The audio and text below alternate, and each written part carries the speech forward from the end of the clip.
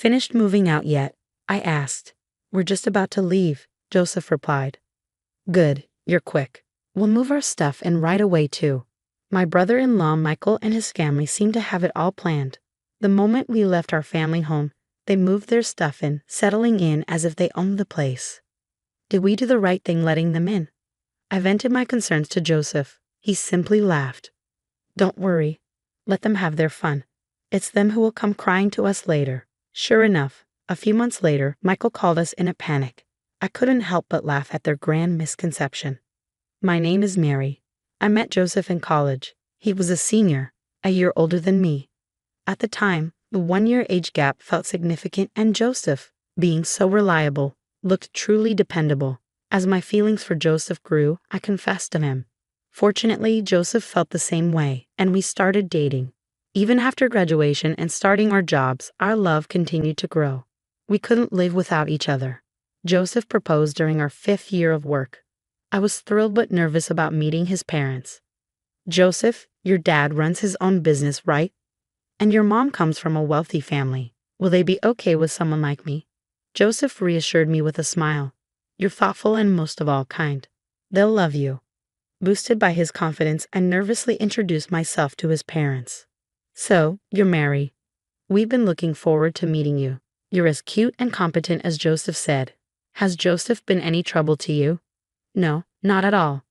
Joseph has been so kind to me. Just as Joseph predicted, both his dad Daniel and mom Linda welcomed me warmly. You feel like you've been our daughter forever, they said. If we ever had a daughter, she would have been just like you, they added. I sincerely shared with my in-laws that I also thought of Daniel and Linda as my own parents. After our wedding and honeymoon, Joseph and I were in a rush to find a new place as our current condo was expiring. That's when my father-in-law made us an offer. Actually, I'll be traveling overseas for a few months starting next month. It's a pretty laid-back job, so I was planning on taking my wife along for some sightseeing. Why don't you live in our house while we're away and take your time finding a new place? Really? That would be amazing for us. Struggling to find a good property, it was an offer we couldn't refuse. If you don't find a place you like, you can continue living here. I didn't miss the words of my mother-in-law, spoken with a hint of reserve. I'd be so happy if we could. Is that really okay? Are you sure you're all right with that, Mary? Living with your mother-in-law and all. I think of you, Linda, as a real mother, not just my mother-in-law. Joseph's family home is quite a mansion with multiple rooms. Although not built for 2 families, it's more than spacious, with guest restrooms and 2 bathrooms. There's only 1 kitchen, but it was easier for me to alternate cooking for 4 people with my mother-in-law than preparing meals just for the 2 of us. We had a good relationship with my in-laws, so there were only benefits to living with them. We gratefully accepted their offer and started our new life in Joseph's family home. After we moved, they hosted a housewarming party and invited all the relatives. You're the guest of honor. Just sit and enjoy, my mother-in-law told me. I found it equally enjoyable to hear stories from relatives I usually didn't get to see. You really found a considerate woman, Joseph, the relatives would say each time my mother-in-law and I exchanged smiles. Then I realized something was off. Joseph's older brother wasn't there. Joseph is the 2nd son and has an older brother named Michael, 2 years his senior. While most of the relatives showed up, Michael and his wife were noticeably absent. Daniel, where are Michael and his wife today? I asked my father-in-law. He looked a little downcast as he replied, They're fine. Don't worry about them. When I looked puzzled, my mother-in-law elaborated. Michael used to always come to these things, but ever since he married Jessica, he's been distant. I had heard from Joseph that his mom always favored the eldest son, and she seemed to greatly dislike Jessica for changing her beloved son. In the end, Michael and his wife never showed up that day. Joseph and I sent a moving and greeting letter to their home afterward. A few days later, I received a phone call from Michael. Is Joseph there? His voice was curt. Ah, Michael, Joseph is at work today. Can I take a message? You're Joseph's wife, right, Mary? Yes, it's been a while. Why are you 2 living in the family home? Huh? This is a moving notice. The new address is my parents' house, isn't it? Yeah, well, Daniel and the others recommended it, so we've been graciously living here. When I heard about your housewarming, I thought how audacious you were to use my parents' house. But I never thought you'd actually be living there. You've got some nerve. It was clear Michael didn't like that we were living at his parents' home. Phone calls aren't cutting it. I'm coming over this weekend to talk. Daniel will be away scouting for an overseas trip next weekend. I don't care about Dad. I need to talk with you and Joseph. Well, Joseph might be busy with work too. Seriously, then you'll do. And so Michael came to our home the next weekend. Mother-in-law seemed delighted to see her son after such a long time. Mom, you're here too. Of course, I've been looking forward to seeing you, Michael. I'll be heading to Dad's next week, so I'm glad we could meet. Oh yeah, I heard Dad got a job overseas. Michael said this with disinterest and glared at me. Since your eldest son is here, how about making some coffee? Oh sorry, I said as I hurried to make the coffee. Michael sneered.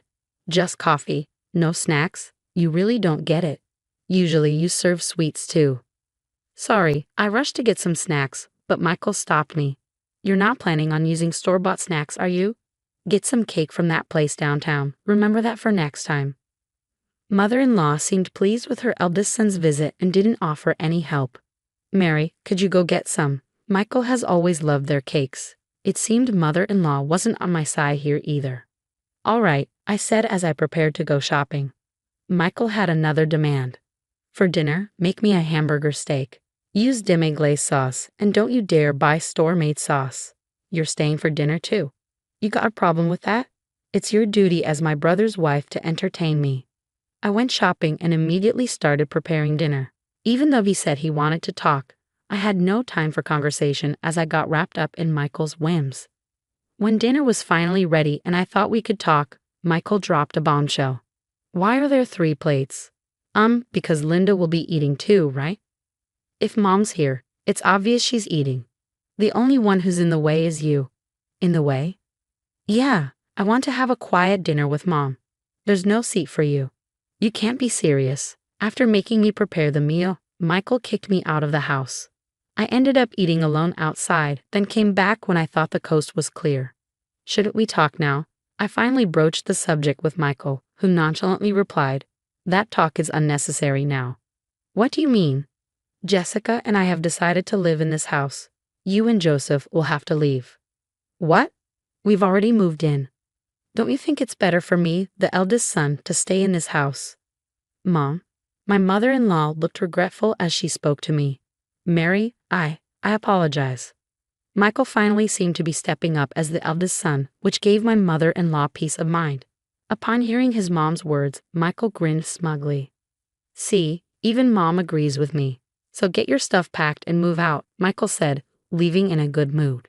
Caught off guard, I was alone in the bathroom when Joseph finally came home from work. What's wrong, Mary? He asked. I relayed what Michael had told me. Michael said that. I can't believe he treated you so poorly. Joseph was furious and reported the situation to his father overseas. After talking to his father, Joseph said to me, I'm sorry you had to go through this. Let's move out and live on our own. Encouraged by Joseph, I started packing our belongings.